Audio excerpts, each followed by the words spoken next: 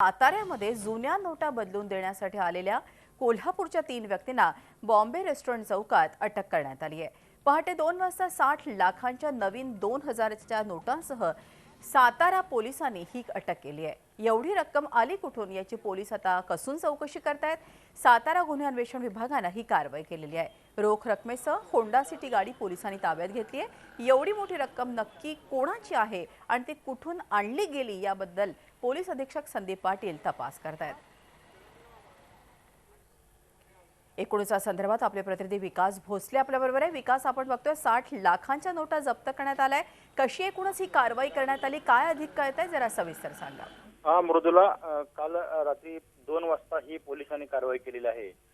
सातारा पंढरपूर जो रस्ता आणि यातून जवळ 60 लाखाच्या या नवीन नोटा जप्त करण्यात आलेल्या आहेत। सध्या पोलीस चौकशी करतात। मात्र विशेष म्हणजे मृदुला, 2 बँकांची या ठिकाणी कसून चौकशी सुरू असल्याचं जिल्हा पोलीस प्रमुखांनी सांगितलेलं आहे की ही रक्कम बँकांच्या अधिकाऱ्यांच्या संगनमतानं ही घेतलेली रक्कम आहे असं पोलिसांचा संशय आहे। मृदुला, धन्यवाद विकास, ही माहिती दिल्याबद्दल। विकास भोसले आपले प्रतिनिधी साताऱ्याचे आपल्याला या प्रकरणाविषयी अधिक माहिती देत होते। झी 24 तास रहा एक पाऊल पुढे।